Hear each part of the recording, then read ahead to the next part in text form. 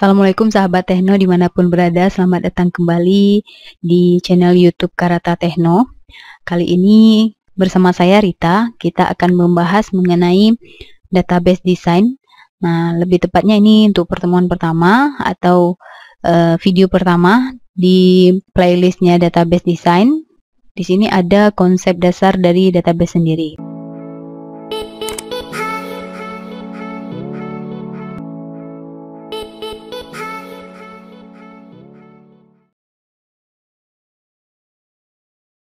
Apa itu database? Kita akan belajar dari awal. Yang pertama, data. Apa itu data? Data adalah kenyataan yang menggambarkan suatu kejadian-kejadian dan kesatuan nyata. Kejadian nyata ini berupa objek seperti tempat, benda, dan orang. Nah, jadi apapun yang kita lihat di sekitar kita itu adalah data sebenarnya. Kita melihat di dalam ruangan kita ada lampu, ada lemari, ada kursi, itu adalah data. Nah, pada saat data itu diolah dan memberikan manfaat bagi penerimanya, itu sudah dikatakan informasi. Contohnya misalnya wartawan ke salah satu perkampungan, melihat ada masyarakatnya 100 orang, melihat di situ orang ya, berupa 100 orang.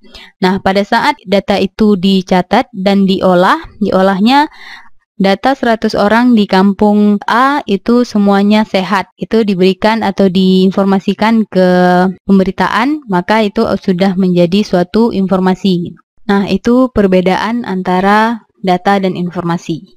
Kalau simpelnya saya bisa sampaikan, apa yang kita lihat itu adalah data. Atau contoh lainnya, misalnya di suatu sekolah, pada saat guru itu masuk ke dalam kelas, guru tersebut melihat ada 5 siswa di dalamnya. Seharusnya siswa di kelas ini ada 10 orang, 5 orang hadir, 3 orang sakit, 2 orang izin misalnya. Itu hanya berupa data saja.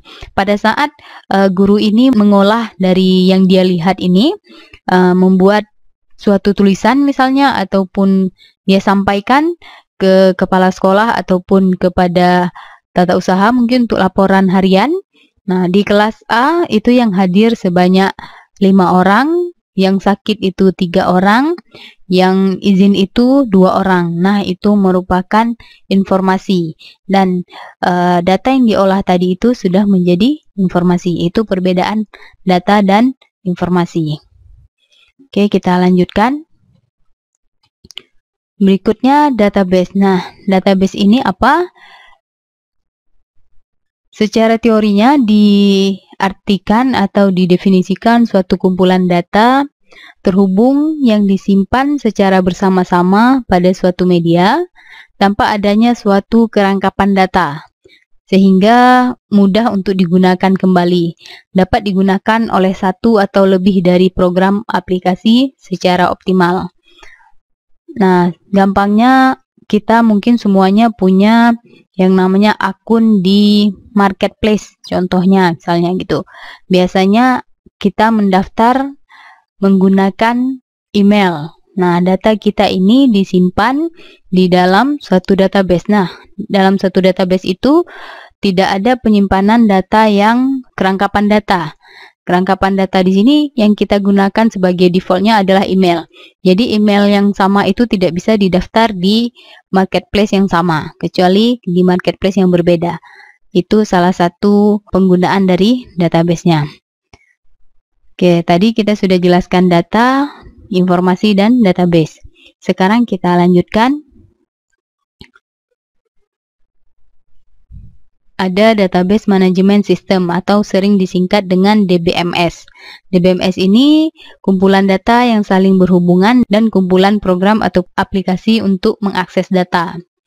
Jadi kalau tadi kita punya data, terus informasi, dan punya database.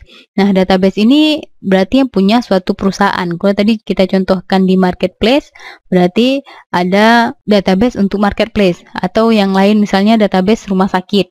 Nah, kita punya database rumah sakit, kita akan implementasikan di mana?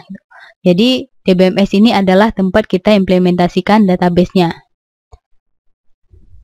Tujuan utama dari DBMS ini adalah untuk menyediakan cara menyimpan dan mengambil informasi basis data secara mudah dan efisien. Atau mungkin teman-teman pernah mendengar database itu ada yang Postgre, MySQL, SQL Server, Tomcat, Oracle, dan lain-lainnya. Itu adalah DBMS. Jadi kita punya data di perusahaan apa, diimplementasikan database-nya itu ke dalam aplikasi untuk mengontrol atau memanage database ini dikatakan dengan DBMS. DBMS itu ada banyak. Tuh, yang tadi sudah saya sebutkan. Oracle, MySQL, SQL Server, Tomcat, Postgre, dan lain-lainnya. Masih banyak. Sesuai dengan kebutuhan dan kapasitasnya. Oke, kita lanjutkan. Sekarang komponen sistem basis data. Yang pertama ada database-nya terlebih dahulu. Kita mau buatnya database-nya tentang apa? Apakah rumah sakit, sekolah, perbankan, atau perusahaan-perusahaan biasa? Intinya kita punya rancangan dari database-nya. Berikutnya ada software-nya. Software-nya di sini berarti ada software untuk aplikasi tadi, itu yang DBMS tadi. Kita akan menggunakan aplikasi DBMS apa? Front end dan back end. Back end itu berarti lebih ke database-nya, sedangkan front end itu lebih kepada tampilannya. Sesuai dengan aplikasi yang akan kita gunakan. Berbasis web, berarti nanti ada template untuk web. Untuk membuat web itu kita menggunakan aplikasi apa, sedangkan untuk penyimpanannya kita menggunakan aplikasi atau DBMS apa. Kalau di web itu mungkin untuk front end-nya menggunakan HTML, CSS, JavaScript, dan Ajax, jQuery, dan lain-lainnya. Sedangkan untuk back end-nya misalnya mau menggunakan database-nya MySQL, Oracle, dan lain-lainnya sesuai kebutuhan. Itu dikatakan software ya, komponen untuk software-nya. Berikutnya ada hardware-nya. Kita punya rancangan database, punya software-nya, berarti harus ada tempat kita untuk menginstal dari software yang kita punya tadi. Di hardware pastinya, atau perangkat keras. Kalau misalnya kita tidak punya perangkat kerasnya, maka tidak bisa kita install software yang sudah kita beli ataupun kita punya. Berikutnya yang keempat itu ada brandware. Brandware ini adalah orangnya, gitu ya. Atau dengan kata lain ada 3 brandware yang termasuk dalam brandware di sini. Yang pertama ada programmernya. Programmer ini berarti orang yang membuat database tersebut, ya, baik itu back end ataupun front end. Berikutnya ada administrator, BD itu basis data, yang mengelola nanti database-nya, khusus di database atau back end-nya. Yang terakhir ini adalah si pemakai akhir. Ini yang paling banyak dari sisi penggunanya ya, karena semua orang itu bisa jadi pemakai akhir, tapi tidak semua orang bisa jadi programmer. Nah, ini adalah 4 komponen sistem basis data yang harus ada di dalam suatu sistem informasi kalau dikatakan sistem basis data. Ada database-nya, ada software-nya, ada hardware, dan brandware. Brandware di sini ada 3 berarti ya. Orangnya sebagai programmer, ada orangnya sebagai administrator, dan sebagai pemakai akhir. Ini 4 item yang termasuk ke dalam komponen sistem basis data. Baik, berikutnya kita akan bahas keuntungan adanya database. Yang pertama, meminimalisir duplikasi data atau redundansi. Tadi di awal juga di pengertian database itu dibahas juga tentang kerangkapan data. Jadi kerangkapan data, duplikasi data, atau redundansi data itu sama. Nah, tujuan database yang pertama atau keuntungan database yang pertama itu untuk meminimalisir duplikasi data. Karena kalau kita membuat suatu akun aja saat ini itu pasti kita tidak bisa menggunakan email yang sama untuk misalnya contohnya marketplace tadi. Nah, itu kita tidak boleh kita menggunakan email yang sama. Kenapa? Misalnya satu orang mempunyai akun yang dari email yang sama di tempat yang sama akan menumpuk data dari satu orang itu saja. Jadi sebenarnya dia sudah pernah mendaftar, jadi data itu tidak ada kerangkapannya, cukup sekali daftar saja. Atau kalau di Indonesia itu contoh lainnya seperti NIK. NIK itu satu, setiap penduduk Indonesia itu hanya memiliki satu NIK, biar tidak terjadi tumpang tindih. Bayangkan kalau nanti dia pindah-pindah, NIK-nya akan bertambah atau KTP-nya lebih banyak gitu. ini akan ada duplikasi data di sana. Makanya salah satu keuntungan dari database itu untuk meminimalisir duplikasi data. Berikutnya, data dapat distandarisasikan. Nah, ini contohnya standarisasi data. Mungkin kita pernah mengisi form yang ada di dalamnya tanggal lahir. Contoh paling simpelnya itu.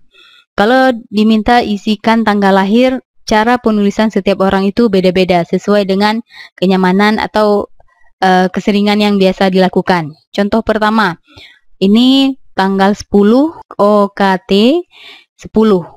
Ini tanggal 10 bulan Oktober 2010. Ini cara penulisan yang pertama. Cara penulis yang kedua ada yang 10 garis miring 10 garis miring 10. Ini sama juga tanggal 10 bulan 10 2010. Cara penulisan yang kedua. Berikutnya yang ketiga ada yang menulis 10 strip atau minus 10 ini minus 10 jadinya tanggal 10 bulan 10 2010. Ini baru masalah tanggal lahir. Nah, untuk menulis tanggal lahir ini ada macam-macam. Ini contohnya cuma 3. Mungkin teman-teman yang lain nanti ada lagi yang tanpa spasi dan tanpa pembatasnya gitu. 10 10 10 triple 10 itu juga bisa. Nah, dengan adanya database ini, datanya dapat distandarisasikan. Mungkin teman-teman pernah mengisi form dengan format yang seperti ini. DD, MM, YY. Nah, ini maksudnya D ini tanggalnya. Tanggal berapa kita lahir? Tanggal 10. MM berarti bulan 10. Terus tahunnya 2010. Berarti diisi dengan 10. Nah, otomatis ini ada standarnya. Enggak seperti yang tadi. Nah, cuman untuk mencatat tanggal 10 bulan 10 2010 ini baru 3 saya contohkan. Nah, kalau dengan adanya database ini kita dapat standarisasikan tanggal lahir itu harus mengikuti format yang sudah ada. Atau contohnya jenis kelamin. Jenis kelamin itu kalau kita minta dituliskan macam-macam. Nanti ada yang tulis PR, ada yang tulis LK, ada yang tulis laki-laki, ada yang tulis pria, dan seterusnya. Jadi dengan adanya standarisasi, kita hanya memberi pilihan laki-laki atau perempuan. Itu bisa radio button ataupun bisa juga dengan combo box. Nah, itu dia. Jadi ini maksud dari data dapat distandarisasikan. Oke, kita lanjut ke slide kita. Keterpaduan data terjaga. Contoh KTP di negara kita gitu. Jadi datanya terpadu di satu tempat. Jadi disimpan di dalam satu tempat, di dalam satu server, semuanya di sana. Kalau misalnya kita belum terpadu dalam satu tempat, kita tidak bisa mengakses ke tempat yang sama. Nah, ini dari daerah manapun, dari provinsi manapun, aksesnya ke tempat yang sama karena sudah terpadu di dalam satu server. Berikutnya, keamanan data lebih terjamin. Nah, coba bayangkan kalau misalnya KTP kita itu masih dalam catatan buku besar. Jadi di masing-masing desa datanya. Bisa jadi data itu tidak aman. Bisa jadi hilang ataupun dimakan rayap ataupun hal-hal yang lainnya. Jadi kurang terjamin. Nah, pada saat data ini sudah terpadu, jadi dia akan ada proses yang namanya backup data di sana. Jadi kalaupun terjadi hal yang tidak diinginkan, kita punya backup di tempat lain dan bisa diambil lagi. Yang berikutnya, keuntungan database yang terakhir ini mengambil data dan informasi dengan cepat. Jadi kalau kita contohkan misalnya di rumah sakit, kita pernah mendaftar di rumah sakit untuk berobat, kita sudah punya kartu. Kalau dulu itu kartu ini disimpan di dalam lemari yang disekat-sekat gitu ya. Jadi kalau dicari dia akan mencari sesuai urutan dari 1 sampai 100, 200 sampai 300 dan seterusnya. Tapi pada saat sekarang kita datang yang sudah punya sistem basis data, hanya memasukkan nomor kartu kita, maka informasi tentang rekam medik kita sudah langsung dapat diakses lebih cepat gitu, daripada pencarian kartu satu persatu. Ini adalah keuntungan-keuntungan dari database.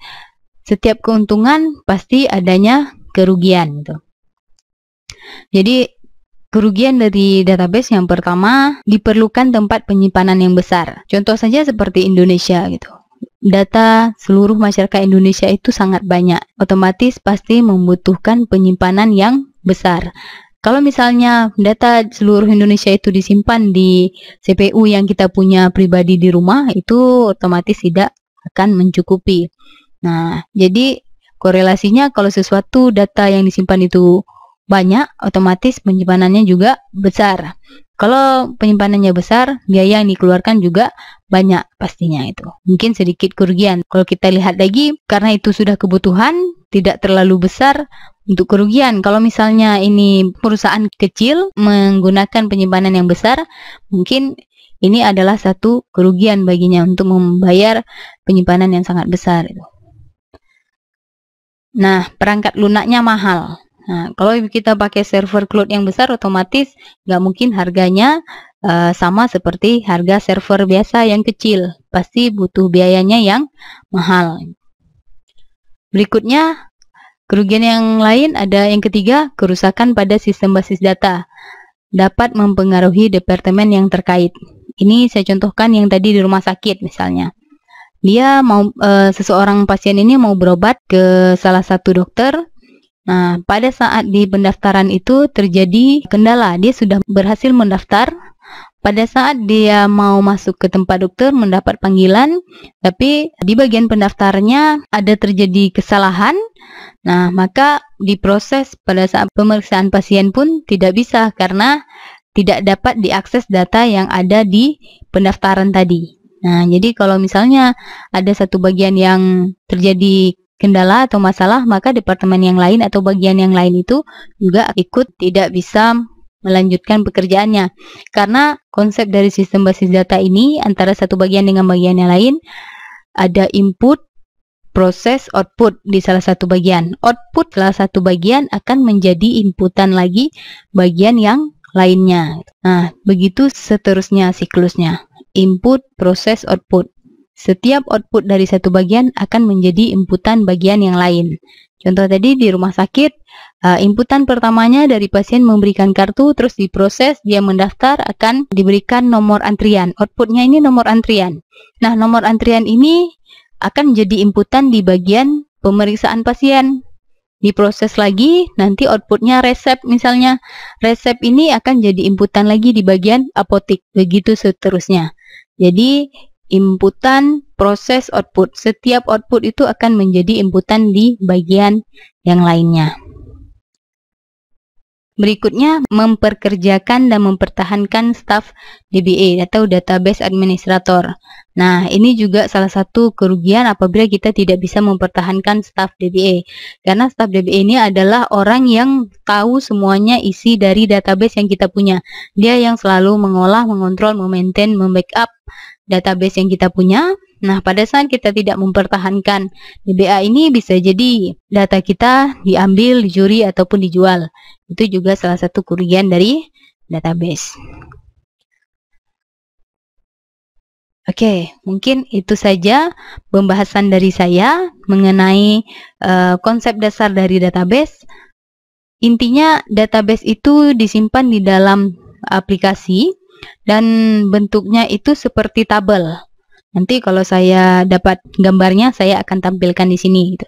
Jadi, mau sebagus apapun database-nya, data itu disimpan dalam bentuk tabel. Nah, hasil akhir apa yang kita dapatkan dari belajar database design ini? Kita adalah orang yang membuat perancangan dari suatu database di perusahaan. Kita yang akan memilih ini tabel mana yang bisa dijadikan tabel utama, yang mana tabel yang akan kita jadikan sebagai tabel untuk diolah nantinya. Jadi kita lebih tepatnya hasil akhir dari pembelajaran database ini membentuk suatu tabel-tabel yang akan diimplementasikan di DBMS. Nah, DBMS itu sesuai dengan kebutuhan dari masing-masing perusahaan karena sesuai dengan budget juga. Mungkin ini saja yang bisa saya sampaikan. Semoga bermanfaat. Jangan lupa share ke sahabat tekno yang lainnya. Sampai jumpa lagi. Assalamualaikum warahmatullahi wabarakatuh.